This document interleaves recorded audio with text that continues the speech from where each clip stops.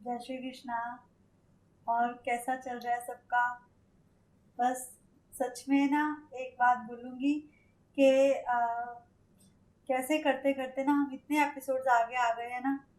बस एक चीज़ मैं आज फिर से बोल रही हूँ कि बस भागवत कथा सुनते सुनते अगर मुझसे कोई गलती हो जाए ना, तो ठाकुर जी के साथ साथ आप लोग भी मुझे क्षमा कर देना, क्योंकि कई बारी पढ़ते पढ़ते ना कोई एक आधी लाइन ऊपर नीचे हो जाती है, कोई शब्द मुंह से गलत उच्चारण हो जाता है। तो ठाकुर जी इसको तो मैं बोलती हूँ कि मुझे बार बार हर रोज बोलती हूँ कि मुझे क्षमा करना। पर आप लोग भी जो भगवान के बहुत प्रिय हैं, जो बहुत कुछ जानते हैं इसके बारे में ना, मैं तो देखो इतना नहीं जानती। जैसे जैसे इसको पढ़ती जा रही हूँ ना, कुछ कुछ बातें समझ आ रही हैं, कुछ बार बार मैं सुनती हूँ कि लगता है कि हाँ अच्छा ये भी चीज पढ़ी थी। अब जैसे कल ही मैंने अपना पीछे एक एपिसोड सुना था, उसमें जो कमल की कथा थी कि कैसे उन्होंने एक फूल लाखों रुपए में खरीद लिया था। तो वो कुछ बातें फिर से दोबारा से दिमाग में आ जाती हैं। तो बहुत अच्छा लगता है, कहीं कहीं सुनते सुनते मुझे अपनी गलतियों का भी अनुभव होता है। तो मैं यही कहूंगी कि अगर ठाकुर जी भी मुझे क्षमा करे, और अगर मुझसे कुछ गलत बोला जाए, कोई ऐसा कुछ लाइन मुंह से गलत निकल जाए, तो आप लोग भी कृपा मुझे क्षमा करना। जय श्री कृष्णा। तो चलो आगे चलते हैं। आज कल हमने जो लाइन यहाँ पे छोड़ी थी, श्री राम जी ने जिनकी रक्षा की है वे सभी का मान नहीं हुए हैं। फूल चुनने के लिए आए हुए राज सेवक ने ध्रुव को देखा, तो उसने राजा को ध्रुव के आगमन का समाचार दिया। अनुष्ठान में बैठे हुए उतानपाद ने राजा दौड़ पड़े।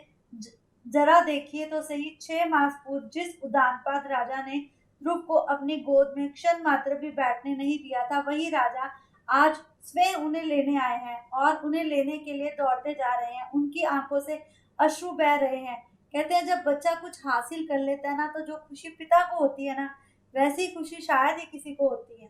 वही उतानपाद ने जिनके ध्रुव को कभी अपमान किया था, आज उनका स्वागत करने के लिए दौड़ते आ रहे थे। मेरे 5 वर्ष के पुत्र ने ईश्वर को पा लिया। उन्हें ये विश्वास नहीं हो रहा था। उन्होंने कहा, धिक्कार है मुझे जिसने ऐसे भक्त को घर से निकाल दिया। राजा की आंखों से आनंद अश्रु बह रहे थे। कहा, ये है मेरा ध्रुव, कहा ये है मेरा बेटा। आज उन्हें सुरुचि नहीं, सुनीति प्यारी लग रही थी। कहते हैं जब हम कुछ हासिल कर लेते हैं, तब हमारी सुनीति जाग उठती है और सुरुचि पीछे चली जाती है। आज तो सुरुचि का मुख भी देखने लायक था।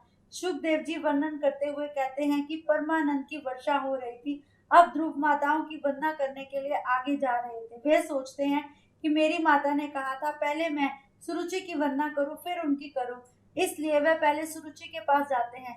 सुरुचि उनसे आंखें भी नहीं मिला पाती। अंततः ध्रुव जब उन्हें प्रणाम करते हैं तो उनकी आंखों से अश्रुधारा बह उठती है। वह कहती हैं, कितना सयाना है, जिसे मैंने महल से निकाल दिया वही आज मेरी चरण वंदना कर रहा है। ये कैसा बालक है। उसे लगा कि मैं, क्योंकि अगर ये मेरी कोख से जन्म लेता तो मैं कितनी भाग्यशाली होती। आज उसे बार बार ये आभास हो रहा था कि उन्होंने कुछ गलती की है। रामचरित्र मानस में भी कहा गया है, पुत्रवती जुगती जग सोई, रघुबर भगत जासु सुत होई। जो सभी को आशीर्वाद प्राप्त करता है वही सर्वेश्वर को प्रिय लगता है। जब हमारा बालक सबका आशीर्वाद प्राप्त करता है और किसी काबिल बन जाता है, तब माता पिता को स्वयं पर ही गर्व होने लग जाता है।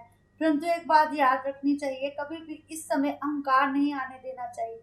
अतः हम ऐसे बालक का बार बार वंदन करते हैं। ध्रुव जी को हाथी पर सवार होने के लिए कहा गया। उन्होंने कहा, मैं अकेला सवार नहीं हो सकता, मेरे भाई को भी मेरे साथ बिठाया जाए। वह माता अब हैरान थी, जिसने अपने पुत्र के लिए उन्हें उनके पिता की गोद से उतार दिया था। आज वही बालक उनके पुत्र को अपने साथ सवार होने के लिए कह रहा था। जो अपने भाई बहनें, अपने रिश्तेदारों की कदर करते हैं, वह सच्चे भक्त होते हैं। शब्दात्मक उपदेश का प्रभाव शीघ्र नहीं पड़ता, क्रियात्मक उपदेश का प्रभाव शीघ्र पड़ता है।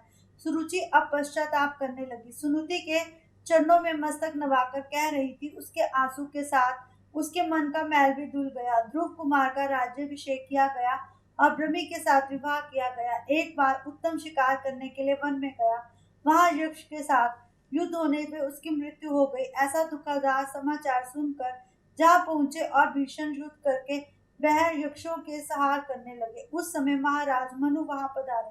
उन्होंने ध्रुव से कहा, बेटे, वैष्णव किसी जीव से बैर नहीं करते। विष्णु भगवान प्रेम के स्वरूप है। अपनी छाती पर लात मारने के लिए भृगु ऋषि को भी विष्णु भगवान ने प्रेम ही दिया था। शिवजी वैराग्य के स्वरूप है। अति प्रेम और अति वैराग्य दोनों का निर्वाह कठिन है। ज्ञानी को चाहिए वह अतिशय विराग में ना रहे, और वैष्णव को चाहिए वह अतिशय प्रेम में ना रहे। अपने से बड़ों के प्रति सहनशीलता, छोटों के प्रति दया, समान वयस्कों के साथ मैत्री और समस्त जीवों के साथ सम्मान। मनुष्य को ऐसा होना चाहिए। यही सच्चे हरिभक्त की निशानी है। सहनशीलता, सर्वजन के प्रति करुणा और जगत के प्रत्येक, इन तीनों गुणों में संपन्न व्यक्ति सुखी रहता है। ध्रुव जी विशाल क्षेत्र में आए थे। ये सब बालक थे तब यमुना नदी के तट पर गए। अब वृद्धावस्था में गंगा जी के तट पर आए। गंगा जी मृत्यु सुधारती है। भागवत की कथा प्रेम से सुनने से सभी यात्राओं का फल मिलता है। कहते हैं सारे तीर्थ एक तरफ और भागवत कथा एक तरफ। जो भागवत कथा को हृदय से ध्यान पूर्वक सुनता है और हृदय में इसका मनन करता है, उसे लेने स्वयं कृष्ण आते हैं। उसे कृष्ण अपने हृदय में स्थान देते हैं। जो भागवत कथा का निरंतर जप करता है, जो भागवत कथा का निरंतर अपने हृदय में गुणगान करता है और जो भागवत कथा नित्य सुनता रहता है, जो भागवत कथा करता है, उस पर प्रभु बहुत खुश होते हैं। जो गंगा जी ने ध्रुव से कहा तू शांति से ध्यान से बैठ, मैं भी अब शांति से ध्यान करूंगी, अब मैं कभी शब्द शब्द नहीं कहूंगी। तो यहाँ गंगा जी शांत हो गई। ऋषिकेश के समीप ध्रुवाश्रम के पास गंगा जी आज तक शांत है। केवल ध्रुवाश्रम के निकट गंगा शांत है और किसी भी जगह स्थान नहीं पर वह शांत नहीं है। एक बार भगवान की आज्ञा से ध्रुव कुमार ने अपने साथ ले जाने के लिए विमान लेकर पार्षद आए। गंगा तट छोड़कर वैकुंठ जाने की ध्रुव की इच्छा नहीं हो रही थी। वह सोचते गंगा तट पर रहकर सत्संग, भजन, ध्यान आदि जो आनंद मिलता है वह वैकुंठ में कैसे प्राप्त होगा। गंगा जी को साष्टांग प्रणाम करके वे अंतिम स्नान करने लगे। गंगा जी को भी उन्हें छोड़ते समय संवेदना हो रही थी। उनका हृदय भर आया। उस समय गंगा जी प्रकट हुई। ध्रुव ने कहा भगवान की आज्ञा के कारण आज मैं वैकुंठ जा रहा हूँ। तुम्हारे तट पर जैसा आनंद मिला है वैसा मुझे वैकुंठ में नहीं मिलेगा। ये सुनकर गंगा जी ने प्यार से कहा ये मेरा भौतिक स्वरूप है, वैकुंठ में अति भौतिक स्वरूप में रहती हूँ। ध्रुव ने गंगा जी को प्रणाम किया और अति प्रसन्न हो गए। सभी ने वंदना करके ध्रुव जी वैकुंठ को चले गए। वह विनय की मूर्ति है। ध्रुव के समीप आकर मृत्युदेव ने सिर निवाया। ध्रुव ने उनके मस्तक पर एक पैर रखकर दूसरा पैर विमान में रख लिया।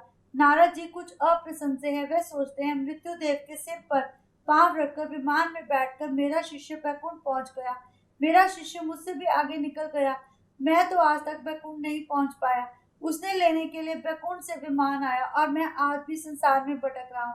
ये बात सिद्ध कर रही है कि बहुत कथा परमात्मा की प्राप्ति होती है। ध्यान के बिना, प्रभु दर्शन के बिना शांति नहीं मिलती। एकांत में बैठकर ध्यान अवश्य करना चाहिए। प्रभु के लाडले भक्त मृत्यु अर्थात काल के मस्तक पर पांव रखकर वैकुंठ में जाते हैं। भागवत के चौथे स्कंद में 12वें अध्याय के 30वें श्लोक में स्पष्ट किया गया है। मृत्यु के सिर पर पांव रखकर ध्रुव जी विमान में बैठे थे। भगवान के भक्त मृत्यु से नहीं डरते। मनुष्य निर्भय होकर जी नहीं सकता क्योंकि वह ईश्वर को नहीं हो पाता। जो ईश्वर की शरण में चला गया वह सर्वस्व निर्भय हो ही जाता है। मेरा अभिमान प्रतिदिन वृद्धिगत हो। कौन सा अभिमान, मैं भगवान का हूँ और भगवान मेरे हैं, ऐसा अभिमान। परंतु याद रखना ऐसे भाव होने चाहिए, इनको अहंकार का रूप नहीं देना चाहिए। जो भगवान का आश्रय लेता है भगवान उसे अपनी शरण में ले ही लेते हैं। ध्रुव अर्थार्थी भक्त है। ध्रुव ने भगवान की शरणागति स्वीकार की तो भगवान ने उनको दर्शन दिए, राज्य दिया और अंत में वैकुंठ पास दिया। ये भगवान की अनन्य शरण भक्ति है। ये दृष्टांत ये भी बतलाता है कि बाल्यावस्था में जो भगवान की प्राप्ति की जा सकती है वह वृद्धावस्था में तो बिल्कुल भी नहीं की जा सकती। वृद्धावस्था में तो हमारा शरीर ही साथ नहीं दे सकता। इसलिए अगर हमने बाल्यावस्था में या युवावस्था में इसे साधा हो तभी हमारा शरीर हमारे मन की सुनता है। विदुर जी ने पूछा ये प्रचेता कौन है। ध्रुव चरित्र की समाप्ति करते हुए मैत्र ने नारायण सरोवर के किनारे नारद जी तप कर रहे थे, वहां उनका प्रचेताओं से मिलना हुआ। विस्तार से सब कुछ बतलाइए। मैत्र जी विदुर जी को सुखदेव जी परीक्षित राजा को कथा सुना रहे हैं। ध्रुव जी के ही वंशज थे प्रचेता। ध्रुव जी के वंशज में एक राजा हुआ था अंग। अंग के यहाँ हुए बेन। अंग सदाचारी था और बेन दुराचारी। बेन के शासन काल में प्रजा बहुत दुखी थी। बेन राजा के शासन काल में अधर्म बढ़ गया तो ब्राह्मणों ने श्राप देकर उसका नाश किया। राजा के बिना प्रजा दुखी रहने लगी। पेन राजा के शरीर का मंथन किया गया। प्रथम एक काला पुरुष प्रकट हुआ। नीचे के भाग से पाप होने के कारण उसका मंथन किया तो प्रथम पाप निकला। नाभि के नीचे का भाग उत्तम नहीं है, उसके ऊपर का भाग उत्तम कहा गया है। नाभि के नीचे से भाग का सुख लेने जैसा होता है। मनुष्य का ऊपर का शरीर पवित्र माना गया है, खास करके मनुष्य के हृदय के ऊपर का शरीर। फिर ऊपर से पवित्र भाग का किया, बाहुओं के मंथन किया।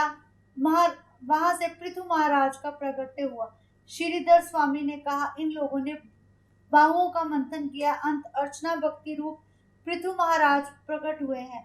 यदि हृदय का मंथन किया गया होता तो साक्षात नारायण प्रकट होते। पृथु महाराज अर्चन भक्ति के स्वरूप है, अतः उनकी रानी का नाम अर्ची है। अर्चन भक्ति में पृथु श्रेष्ठ है। उन्होंने अश्वमेघ यज्ञ भी किया। यदि अश्व कहीं बांधा न जाए, यज्ञ में उसका बलिदान किया जाता है। अश्व वासना का स्वरूप है। यदि वह किसी विषय के बंधन में फंस जाए तो वहां से बंधन में वह उसे फंस जाता है, फिर मनुष्य को वहां युद्ध करना पड़ता है। पृथु के इस अश्वमेघ यज्ञ के इंद्र ने बाधा उपस्थित की। वह उस अश्व को ले गए। उस अश्व में अत्रि महाराज बैठे हुए थे। पृथु का पुत्र घोड़ा वापस ले आया। उस समय भगवान प्रकट हुए। पृथु ने भगवान से प्रार्थना की, मैं मोक्ष की इच्छा नहीं रखता, क्योंकि वहां आपकी कीर्ति की कथा सुनने को नहीं मिलती। मुझे तो आपकी कीर्ति का यशगान करना है। मेरी आपसे एक ही प्रार्थना है कि मैं कथा के श्रवण के लिए मुझे 10,000 कान दे, जिससे मैं हर रोज आपकी लीला सुनूं। मुझे आपकी लीला सुनने में आनंद आता है। आपके एक चरण की सेवा चाहे लक्ष्मी जी करे, किंतु दूसरे चरण की सेवा मैं करना चाहता हूँ। पृथु राजा ने धर्मानुसार प्रजा का पालन किया और पृथ्वी में समाहित कई प्रकार के रसों से युक्ति पूर्वक दोहन किया। उन्होंने अपनी प्रजा को बार बार धार्मिक शिक्षा दी। वे बार बार कथा सुनते। वे चाहते थे उनकी प्रजा धर्म की रक्षा करे। पृथु महाराज गाय तथा ब्राह्मणों का बहुत आदर व पालन करते थे। गाय घास खाकर दूध देती है। ब्राह्मण साधारण भिक्षा से जीवन निर्वाह करता है। गाय और ब्राह्मण को संतुष्ट होने में प्रजा की शक्ति से ज्ञान मिलते हैं और प्रजा सुखी रहती है। जब संपत्ति की अपेक्षा अच्छे संस्कार ग्रहण किए जाए तब मनुष्य की बहुत वृद्धि होती है, और जब संपत्ति का संग्रह किया जाए तो फिर मनुष्य की इतनी वृद्धि नहीं होती। कुछ लोग ऐसे होते हैं जो संपत्ति के संग्रह में लगे रहते हैं और संस्कारों को पीछे भूल जाते हैं। परंतु एक बात याद रखना, कथा के महत्व जैसा कोई महत्व नहीं है। जो लोग भागवत कथा का नित्य पान करते रहते हैं, प्रभु स्वयं आकर उनकी रक्षा करते हैं। प्रचेता नारायण सरोवर के किनारे आए। नारद जी ने उनको रुद्र गीता का उपदेश दिया। उससे भगवान शंकर प्रसन्न हुए। उन्होंने राजाओं से कहा, तुम तप करो। बिना तप किए सिद्धि नहीं मिलती। तप न करने वाले का पतन होता है। शंकर भगवान ऐसी आज्ञा देकर अदृश्य हो गए। शंकर के बताए हुए स्तोत्रों का जाप करने से प्रचेता तपश्चर्या करने लगे। राजा ने कहा, तुम्हें शांति कैसे मिलेगी नारद जी? तो फिर तुम यज्ञ क्यों कर रहे हो? राजा, प्रभु ने बहुत कुछ दिया है, अतः मैं यज्ञ कर रहा हूँ। यज्ञों के द्वारा ब्राह्मणों की सेवा कर रहा हूँ। यज्ञों के द्वारा मैं संपत्ति का समाज में सदुपयोग कर रहा हूँ। नारद जी कहते हैं, जन्म मृत्यु के चक्कर से जीव मुक्त हो जाए तभी पूर्ण शांति प्राप्त होती है। यज्ञ से तेरा कल्याण नहीं होगा। कल्याण के लिए चित्त शुद्धि होनी चाहिए। इसके लिए तुझे तप की आवश्यकता है। केवल यज्ञ करने से मनुष्य का परमात्मा से साक्षात्कार नहीं होता। इसके लिए उसे बैठकर भगवान का चिंतन करने की आवश्यकता होती है। राजा ने कहा, ऐसा उपदेश आप मुझे क्यों दे रहे हैं? उसने कहा, स्वयं का मंथन करोगे तभी नारायण समक्ष आएंगे। प्राचीन काल में एक पुरंजन नामक राजा था। उसका एक मित्र था अविज्ञात। पुरंजन को सुखी करने के लिए अविज्ञात हमेशा प्रतनशील रहता था। फिर भी अपने प्रतन की उसे भनक भी ना पड़े, इस ऐसा वह ध्यान रखता था। अब ये यहीं पे विश्राम देते हैं। कल पुरंजन की कथा फिर से आगे करेंगे। जय श्री कृष्णा।